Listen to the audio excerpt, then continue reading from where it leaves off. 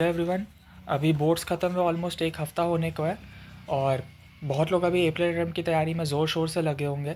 बहुत सारे लोग दूसरे एग्ज़ाम्स की भी तैयारी कर रहे होंगे, जैसे बिटसैट, कॉमेट के वगैरह। सो उन सभी को बेस्ट ऑफ लक। लेकिन एज आई सेड, पिछले वीडियो अगर आपने देखा होगा तो मैंने आपको बताया था कि मेरी हालत क्या है तीनों सब्जेक्ट्स में। मैं आपको दिखाया था कि ये तीनों सब्जेक्ट्स में मेरी 11th में क्या हालत थी। बहुत ही बुरी हालत थी मेरी 11th में, और 12th में भी तो उससे भी बुरी हालत थी।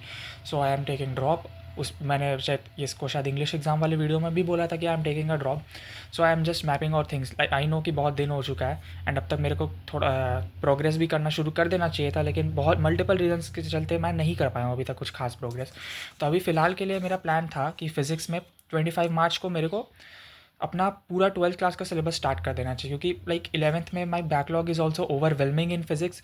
प्लस जो मैंने किया है वो भी मेरे को कुछ ऑब्वियसली याद नहीं है, तो वो मेरे को कैसे रिवाइज़ करना है वो भी मेरे को फिगर आउट करना पड़ेगा। अभी तक I haven't thought much about it कि जब बैच स्टार्ट होगा ड्रॉप ईयर का तब मैं करूँगा, या तो मैं डायरेक्टली पूरा तो मैं नहीं करने वाला फॉलो, टू बी ऑनेस्ट, किसी भी बैच को।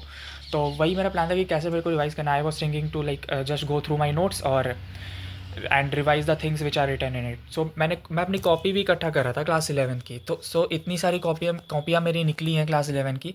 बहुत सारी हर जगह से कॉपी निकल रही थी यार, इतना धूल खा रही थी ये सब कॉपी, इतना अंदर अंदर से सब रखा था मैंने। काफ़ी सारी चीज़ें इसके अंदर लिखी हैं तो अगर मैं रिवाइज़ करूँगा तो ये सब मेरे काम आने वाला है। ये जैसे इसमें आई गेस मैंने सेट्स वगैरह कुछ लिखा था। ऐसा इसमें हर चैप्टर का बेसिकली जो मैंने चैप्टर पढ़ा था वो सब लिखा है। शायद कुछ कुछ गायब भी होंगे, लेकिन जो मेरे को मिला मैंने निकाल लिया है। तो इस आई गेस मैं रिवाइज़ करूँगा इसी से।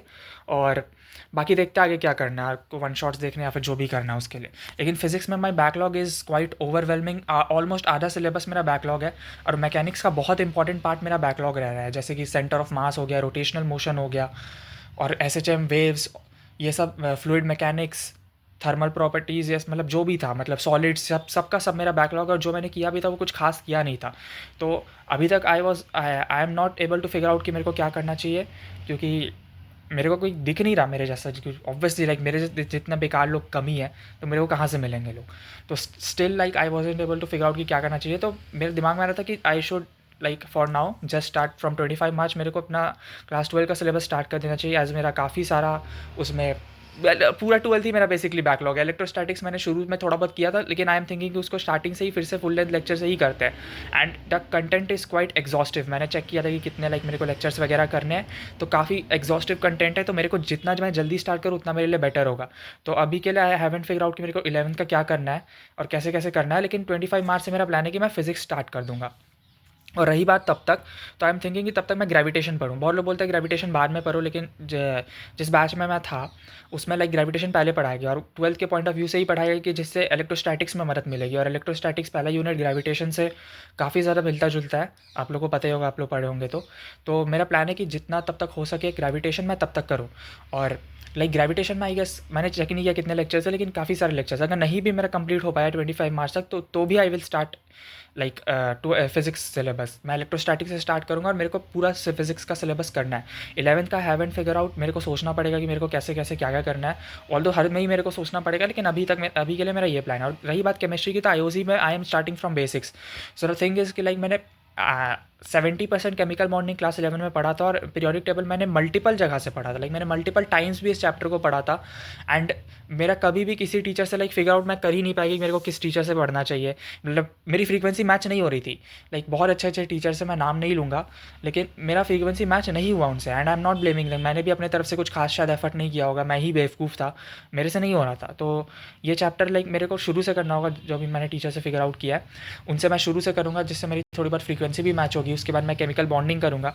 एंड ऑर्गेनिक केमिस्ट्री में लिखा होगा कि 3 दिन में एक बार करूँगा। इसका एक बड़ा रीज़न ये है कि मैं कल गया था अपने मामा के यहाँ पे, तो वहाँ पे मेरी कज़न है, मैं उससे बात कर रहा था कि ऑर्गेनिक केमिस्ट्री में केमिकल बॉन्डिंग का कितना यूसेज है, किस लेवल का, समझ देख रहे हो मैं कितना गर्त में हूँ।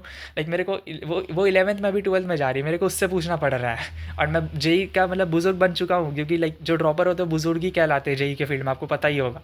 तो मैं उससे पूछा था, एंड वो बोल रही थी कि काफ़ी सारा आपको केमिकल बॉन्डिंग का यूसेज है, भर भर के यूसेज है, हद से ज़्यादा यूसेज है ऑर्गेनिक केमिस्ट्री में। तो ऑब्वियसली मेरे को करना ही पड़ेगा। लेकिन जो शुरू के चैप्टर्स हैं, जैसे आप कहीं भी पढ़ोगे ऑनलाइन ऑफलाइन, तो उसमें शुरू में जो कोई भी टीचर है वो कराता है बेसिक्स ऑफ ऑर्गेनिक केमिस्ट्री, उसके बाद IUPAC नोमेनक्लेचर ये सब हो गया, और उसमें आई गेस ऑर्गेनिक केमिस्ट्री मतलब इनऑर्गेनिक केमिस्ट्री की उतनी कुछ खास नीड नहीं है, तो I guess I can start from organic chemistry. इसलिए मैं बोला 3 दिन में मैं एक बार करूँगा, क्योंकि मैंने चेक किया था कि वो जो बेसिक्स ऑफ ऑर्गेनिक केमिस्ट्री उसमें 10 लेक्चर है और IUPAC नोमेनक्लेचर में 5 लेक्चर है, तो ये 15 लेक्चर है। और ये पीरियोडिक टेबल का अगर मैं डेली करते रहूँगा, लाइक इसको मैं ज़्यादा स्पीड से करूँगा, तो तब तक मेरा जब तक 11th क्लास का जो पोर्शन है मेरा IUPAC नोमेनक्लेचर नेमिंग ये सब खत्म हो जाता है, तब तक I will be done with chemical bonding, तो I can then shift more to organic chemistry, तब मैं ज़्यादा स्पीड से कर पाऊँगा। लेकिन अभी मेरे को ये इनऑर्गेनिक पे ही ज़्यादा फोकस करना होगा, क्योंकि मेरी 11th की इनऑर्गेनिक भी बहुत ही ज़्यादा वीक थी, लाइक मेरे को कुछ भी याद नहीं मैंने क्या पढ़ा था, कुछ पढ़ा ही नहीं था बेसिकली। तो वही मेरा प्लान था। और मैथ्स में बात किया जाए तो मैथ्स में मेरे को आप लोग से पूछना था, मैथ्स में I haven't able to figure out कि मेरे को करना क्या चाहिए।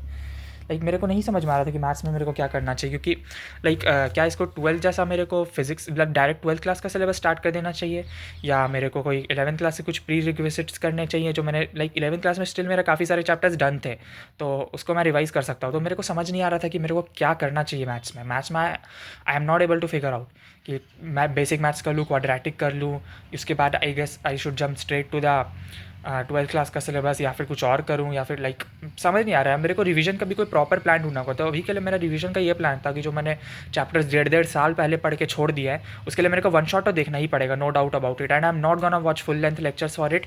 बहुत ही ज़्यादा मतलब मैं पूरे साल वीडियो देखते रह जाऊँगा और कुछ नहीं होने वाला है, एंड मैं फर्स्ट टाइमर्स की तरह मिस्टेक भी करना अफोर्ड नहीं कर सकता, क्योंकि मेरा लाइक जेई फर्स्ट टाइम ही होने वाला है काइंड ऑफ। इस साल तो कुछ था नहीं, तो अगर मैं वीडियो देखते रह गया साल भर मतलब, तो उसके बाद मेरे को क्वेश्चन प्रैक्टिस और भी बहुत सारी चीज़ों की बहुत कम समय मिलेगा, तो वो मैं अफोर्ड नहीं कर सकता। तो मैथ्स में मेरे को क्या करना चाहिए, I am not able to figure out कब मेरे को 12th का सिलेबस स्टार्ट करना चाहिए। उससे पहले मेरे को कुछ 11th के चैप्टर्स कर लेने चाहिए, या तो मेरे को लाइक 11th बाद में ही करना स्टार्ट कर देना चाहिए। जैसे जैसे बैच होगा उसके साइड बाई साइड, जैसे वो बैच में पढ़ाते हैं उसके साइड बाई साइड मैं अपना रिवीजन कर लूँगा किसी भी वन शॉट को देख के। तो मैथ्स में मेरा अभी तक नहीं फिगर आउट हो पाएगी मेरे को क्या करना चाहिए। तो अगर आपके पास कोई सजेशन है मैथ्स को लेके तो you can drop in the comments, and बाकी भी अगर आपको कोई मेरे प्लान में बहुत ज़्यादा फ्लॉ दिख रहा है तो you can tell me of course. So अभी के लिए इतना ही।